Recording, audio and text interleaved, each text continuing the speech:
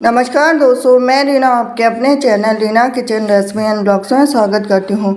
तो कार्तिक माह है, सबसे पवित्र महीना अगर हम 12 महीनों में से मानते हैं तो कार्तिक का महीना पहला ऐसा शुभ दिन है जो कि पूरे महीने भर इसमें काफ़ी महत्व रखते हैं। इसमें हर देवी देवताओं की पूजा की जाती है, भगवान विष्णु से लेकर शिव जी से लेकर लक्ष्मी मैया से लेकर सब तक। तो आज हम जानेंगे सोमवार की व्रत कथा कार्तिक मास की।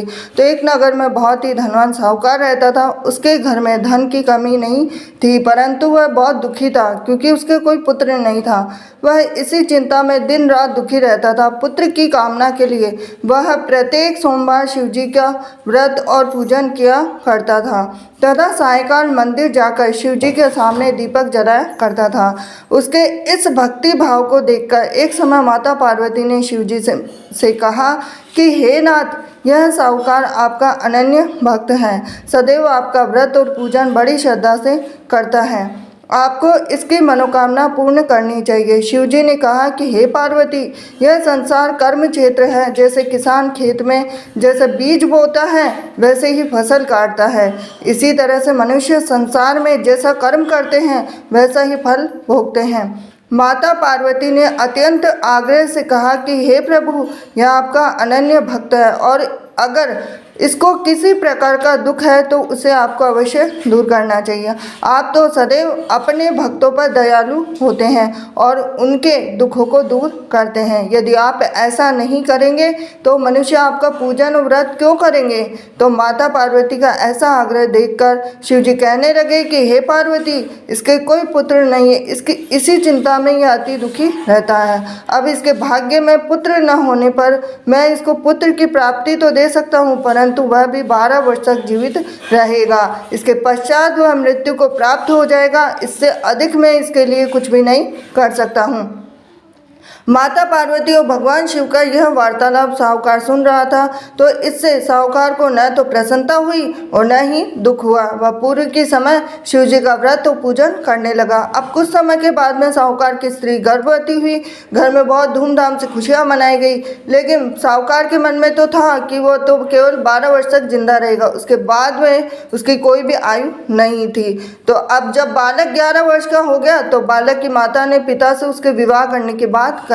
अब साहूकार बोला कि अभी तो इसको पढ़ाई लिखाई के लिए काशी भेजो, फिर उसके बाद में इनका विवाह करेंगे। अब साहूकार ने बालक के मामा को बुलाकर उसको बहुत सारा धन देकर बालक को काशी पढ़ने भेज दिया। अब रास्ते में जावे तो यज्ञ ब्राह्मण को करावे, दक्षिणा देते हुए जावे। तो दोनों मामा भांजे यज्ञ करते हुए गए, ब्राह्मण को भोजन कराते हुए गए। अब रास्ते में एक शहर पड़ा और उस शहर के राजा की कन्या का विवाह हो रहा था, परंतु जो राजकुमार विवाह करने के लिए आया था वो तो खुद ही करना था।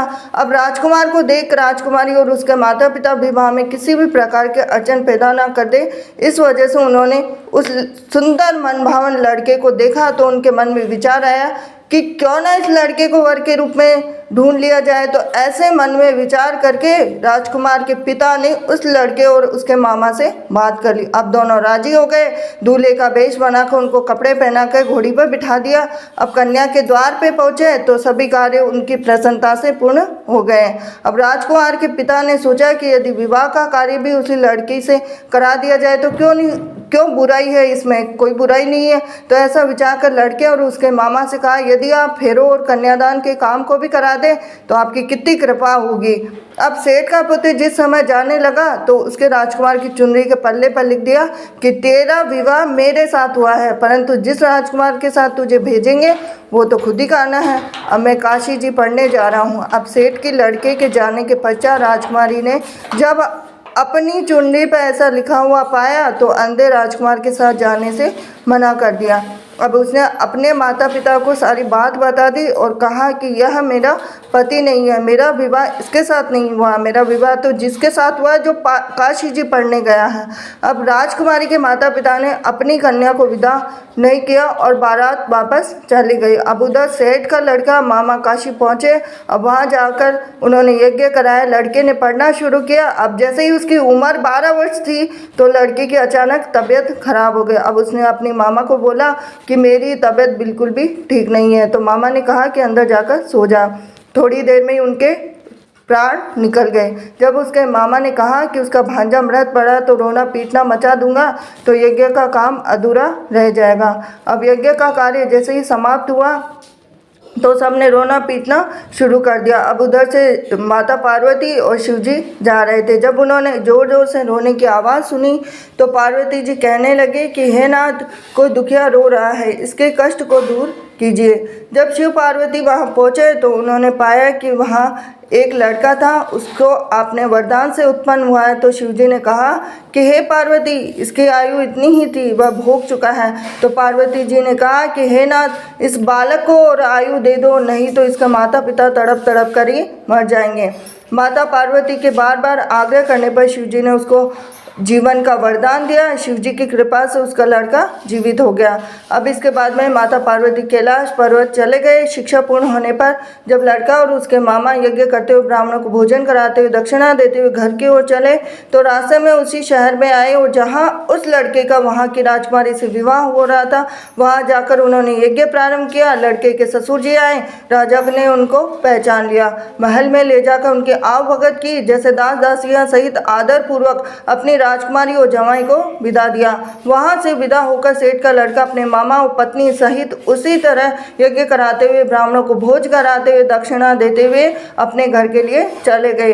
घर जाकर लड़की ने अपने माता पिता को सारी बात बताई। इससे वे बहुत ही प्रसन्न हुए।